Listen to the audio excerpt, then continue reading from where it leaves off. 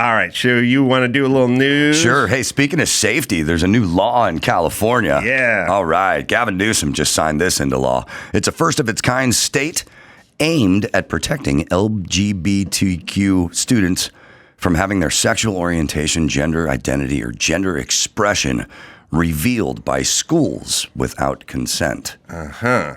So basically it means schools can't tell parents if their children have now identified as something else. Here's a very interesting quote here. Chris Ward is the San Diego Democrat who first introduced the bill in the California legislature.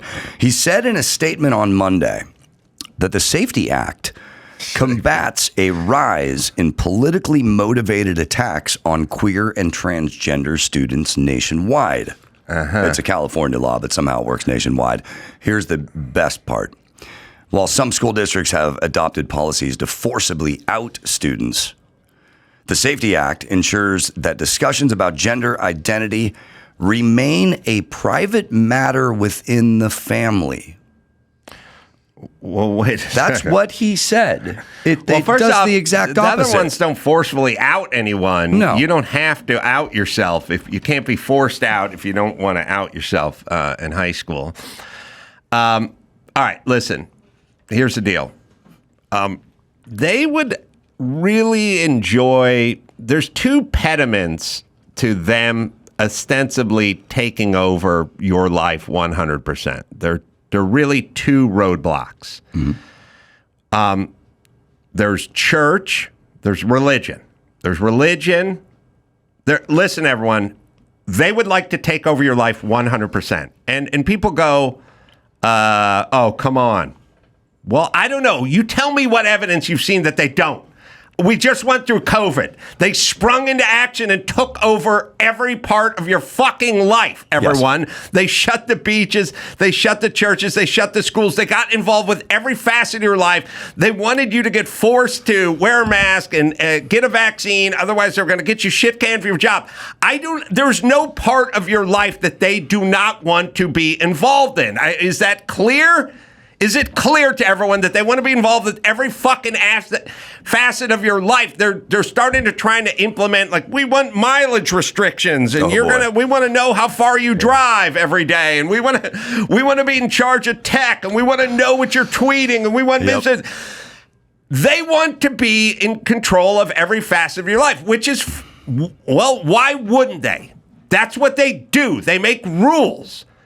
I've said it a million times. Take beavers, put them on the roof of the Empire State Building, and what are they going to do? They're going to start looking for wood because they got to build a dam, because that's what beavers do. They build dams. It doesn't matter if they're on the roof of the fucking Chrysler Building. They're building a dam because that's what beavers do. What do lawmakers do? It's in the title. I am a lawmaker. I make laws. I go to work every day and I make laws. Why? Read the sign. Lawmaker. You understand? It's in all the titles. Cake baker. What do you do? Well, I bake cakes. But there are laws about that. Bread baker. What do you do? Yeah. Welder. It's in the title, everyone. Transmission mechanic. What do you do all day?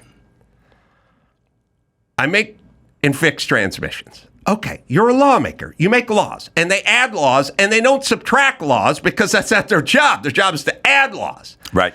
So that's what they do. They want to be in control of everything because that's what they signed up for. That's why they were attracted to the job. It's not attractive to me to tell people what to do. I would make a really shitty mayor during COVID because they'd go, we got to shut down the bar. And I'd go, I don't want to tell people they can't go to their work or their church or their school or whatever. That's not my job. But for them, it's very attractive. So that's what they want, and that's what they want to do. The question is why don't you know what they want to do, and why don't you understand it, and why don't you push back on it, and why do you trust it? Because I don't feel like they've got a good track record. Yeah. That's all. Gavin Newsom wants to tell you what to do. That's his obsession, and just as importantly, on occasion, what not to do. Here's what you can do. That's good. That feels good to him. Here's what you can't do. I'm a lawmaker. That's what I do all day, every day. And now we're fucked because that's what we're living in. Now, what you want to do is you want people who have the job but are much more sensible about it. We do not have that here. So they now do not want you to talk to your kids. So what's the impediment? What stands in the way of them making all the laws and controlling every fucking facet of your life? What are the two? There's two things that stand in the way. Well, one is religion. Religion is one. And the other is family. And the other is family. So what are they gunning for? Yeah. What are they going fucking hard in the paint for? They don't like religion. Strip clubs and liquor stores were open and Trader Joe's, not churches during COVID. How'd that happen? What happened? What the fuck's the difference between a spearmint rhino and a church? Well, there's a few. All right. They don't want religion because that interrupts their mission. That confounds their religion and their mission, and they don't want parents in control. So why is every single piece of legislation something that has to do with we'll be the parent, we'll be in charge? Hey, what are school lunches, school breakfasts? We'll feed the kid. We're going to feed the kid. We'll tell the kid what to do. You don't get involved with this. And if you start showing up at school meetings and start getting boisterous, you start spouting off, we got our eye on you, Jack. We're coming for your ass. It's so abundantly clear what they're trying to do. The question is why does my mom like it? That's the question. Why do people like it? Yeah. It's not like they ever do a good job of anything. They just fuck things up more. I want to piss you off a little bit more. Tony Thurmond, the state superintendent of public instruction, said this. Now that the law is passed, he said, our teachers can now focus on teaching the critical academic skills that our students need to succeed, not on policing the gender identities of children. I believe California is close to 40th ranked in the state, maybe 37th. I think that we're under we're 40% of our students perform at grade level in mathematics. Yes. Yeah, we're horrible. And slightly more in English. It's an agenda. We're fucked. Homeschool your kids if you're in California or just move out. Well, this news pissed off Elon Musk, and he's out of Hawthorne. SpaceX is moving to Texas. You know, there used to be like 13 automotive manufacturers in California. 13. They're all gone. Toyota was here. Nissan was here. They were all here. They're all gone. They're all just moving out. Good, Elon. Elon's got fuck me money, so that's good. He can make statements. Yeah, he's moving to Texas. He says it's in response to Gavin Newsom signing the new law that bars parents from being notified. He said this is the final straw because of this law and the many others that preceded it, attacking both families and companies. SpaceX will now move its headquarters from Hawthorne, California to Starbase, Texas, which makes sense. Starbase. Yeah. Good job. Yeah, well, that's what it's going to take. Now, I'm trying to think because I've always said safe spaces and octagons. Everyone's just moving out. And Drew always says, what's the upside? I mean, where are we going with this thing? At a certain point, California is going to have to say to Texas, you got to just pay us every month or something. Newsom already tried to tax people who leave the state. Because all the taxpayers are just going to leave, and then he's going to have no base. Well. And they don't care, by the way, which is weird. Like, it's a strange thing. Like, remember several years ago, I think it was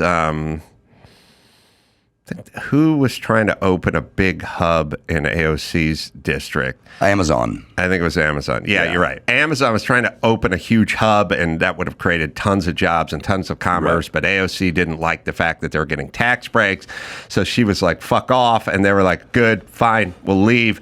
And then she did a victory lap about how much money she saved the taxpayers of her district. It's like, you didn't save them anything, bitch. You lost them 2,000 jobs. Yeah.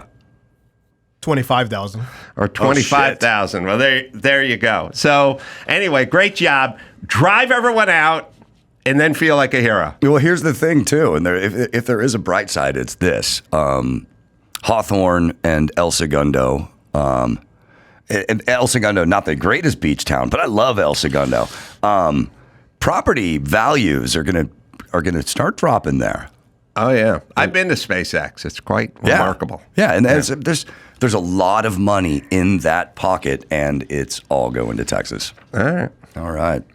Did you hear about the National Anthem recent debacle? Ingrid Andress. I've been hearing a lot about it.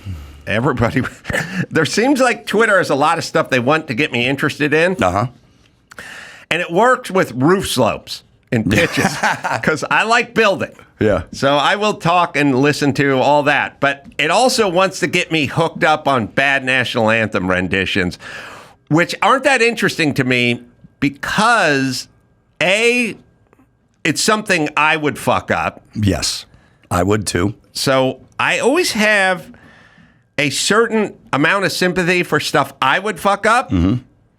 And I also look the other way if someone can do anything I can do. So I go, so what? I could do that. Okay. Yeah, well, she gave How could that person be good? I could do that. She gave a pretty I could do that performance. Yeah. Maybe we got it from the top here because she starts off okay. Now, I do have a slight obsession with the national anthem where they don't learn the words. Because the deal is you get at least 3 weeks lead time on this. And This is on you because next time you're in an Uber a week out, right, just pull up the lyrics of National Anthem on your phone. You take a 45-minute Uber to LAX. You could recite it 15 times just on the way to the airport. That's on you. So when they fuck up the lyrics, that I am interested in, but here she is. Here she is. Oh, say, can you see? A little pitchy right off the bat, but not bad. Little pitchy, dog. You got a pretty voice. What so proudly we hail. Sometimes a crack in the voice can work. I mean, the good news is all the All-Stars are from the Dominican Republic, so they don't even know the fucking words either, right? They're like,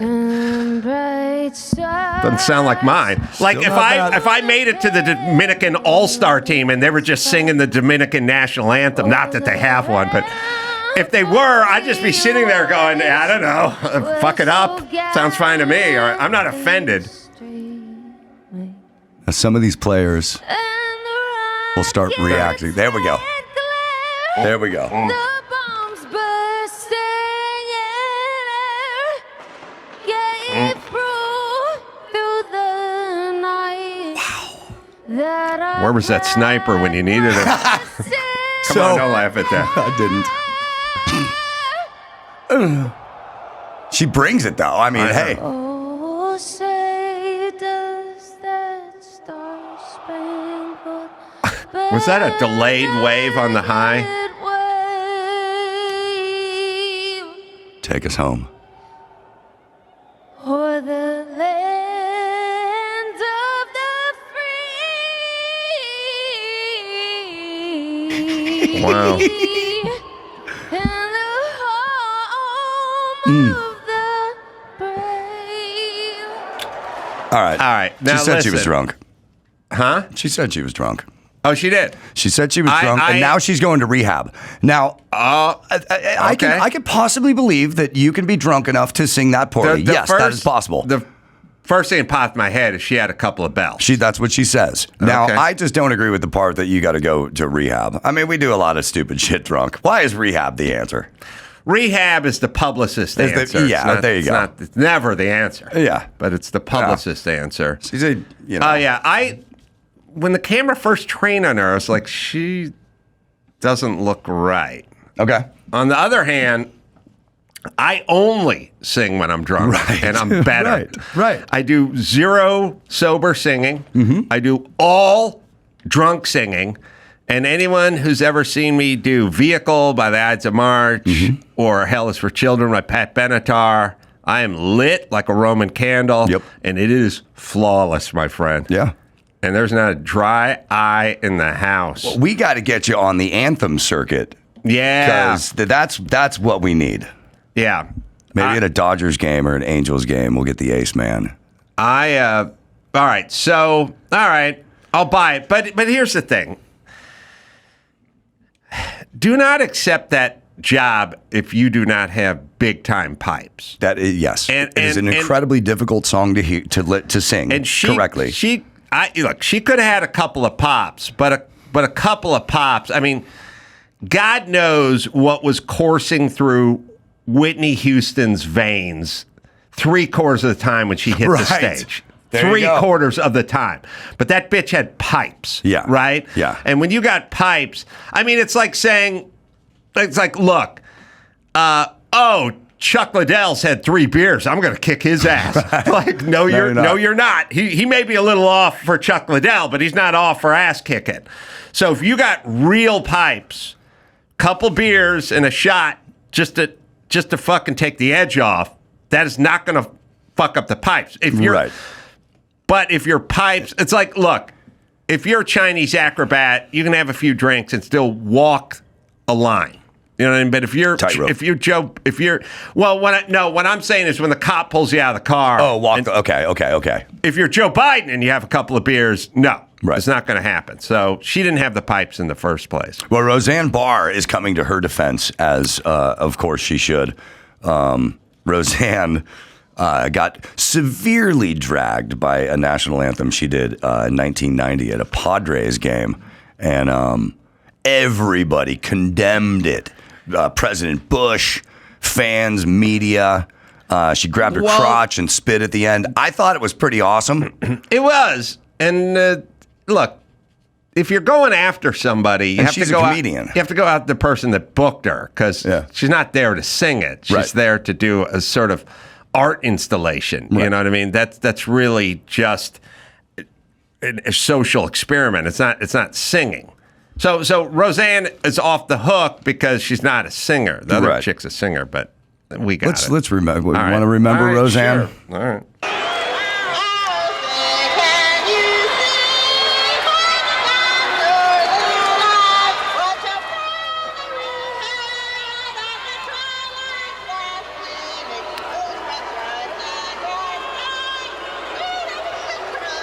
They're booing her Right. badly. But how is this going to go? How else? is this- You're right. How There's else no is it other go? way The this person goes. Yeah.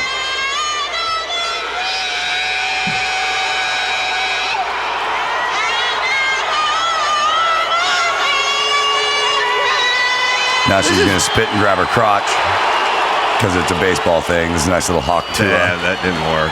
Yeah. I mean, but she got what she wanted. Yeah. But also, how would this work? Like when someone go like Seinfeld, yeah, why don't you pick up that bass guitar and sit in with Al Di Meola and play the bass? Yeah, but I think the audience is going to like it. Yeah. Like, I don't know how would this go? How is this? How can this go? This can't work, right? Like someone should have known that, but I guess she should have known it. Yeah. Well, Roseanne is telling Ingrid, whatever her name is, to just chill out. Everything's going to be cool. Yeah. All right. All right. Just wait. Mm-hmm. Amber Rose recently spoke at the Republican National Convention. She was a guest on this show. Yeah. And let's see, Joy Reid was criticizing her on MSNBC. Mm-hmm. And Amber Rose claps back, bro. She claps back. All right. I like the back clapping. So what would Joey Reid say? So Reid said she's racially ambiguous. I don't want to say she's black because she has said she's not. I don't want to say this black woman. This woman who is of whatever race that she has claimed, she said she's not black, but the RNC brought somebody whose whole career is based in black culture. Her whole culture came from black culture, even though she said she's not a black person herself. And the fact that she is now the person they're using to try to recruit young people of color and to say that this is the person who is the endorser of Donald Trump, who you should trust, when she won't even claim the culture that brought her to the table, I'm dubious that this would work. She's black, I'm here to tell you, because she came into the studio and was talking about growing up in Philadelphia and fighting in the streets constantly with girls. And I was like, you're just getting in fist fights every day in the streets of South Philly? And she's like, yep. I was like, and where were the moms? What do they do? Oh, no, the moms brought us out to fist fight. Right. I was like, oh, so you be inside and your mom be like, that bitch is talking shit, and her mom's talking shit. Let's go. The moms would be standing next to us like it was a cockfight while we physically fought in the streets at 13. I was like, oh, that's black. Jesus. You're black. You ain't Jewish. That much we got. Amber Rose said on X, "Hi, Joyanne Reed. I never said I wasn't black. I said I identify as biracial. I'm not going to invalidate my white father to make you feel more comfortable. Stop being a race baiter. Your president does enough race baiting for all of us." All right. But Kamala Harris is black, except for her mom is Indian, and her mom raised her, and her dad was nowhere to be found. But she's black. And Barack Obama's black, except for his mom's white, and then she got raised by his grandparents who were white or something. Okay. Couple things.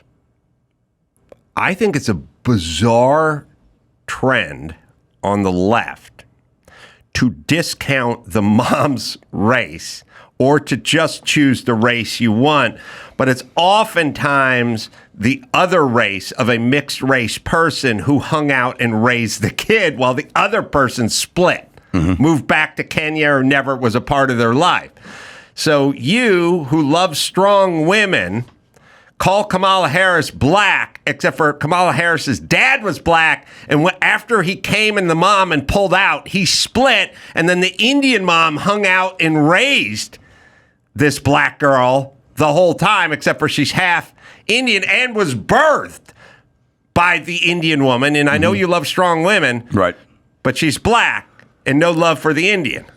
Makes sense. That's interesting. Yeah, that's interesting to me. And in this case, the mom is black, and she did the raising, but she's not black. She's the ethnicity of the white. In this case, see, it's very fluid. It depends which one you want to go with. Right. But part of her. Either way, it's 2024. We're still talking about race 10 times a day. It's totally insane. Biden's insane with this fucking race hustling shit. He said he was going to be a uniter. He's done none of it. All he does is pander to black people. It's totally insane, and it's nuts that we're even talking about this in 2024. Totally insane. And when we look back on this chapter in our history, everyone should be completely and utterly humiliated that we talked about this shit way more in 2024 than we talked about it in 1994. Van Jones had a pretty good take on it, though. He said that right there. Now, part of her speech said, "I realize Donald Trump and his supporters don't care if you're black, white, gay, or straight. It's all love." And that's when it hit me. These are my people. This is where I belong. Van Jones said, "That is a young woman of color. She's describing the experience a lot of people have, feeling that maybe if you're around too many liberals, you might get criticized too much, or you might not be able to speak your mind." And she spoke it really well. Well, here's the deal, everybody. Trump may be a racist. I don't think he cares, but let's just say he is. Let's just say he hates blacks and hates gays, lesbians, whatever. He hates them all. What's he practically going to do about it? He doesn't like blacks. All right, he doesn't like black people. He hates black people. What's the plan? What's the legislation? What's the move? Well, what's he really going to do? Was he had the lowest black unemployment rate of anyone in the last I would 50 argue years. He doesn't care. But let's just say he does. What's the plan? Because if you're an arsonist and you don't own a pack of matches, then I don't care. That's the whole thing.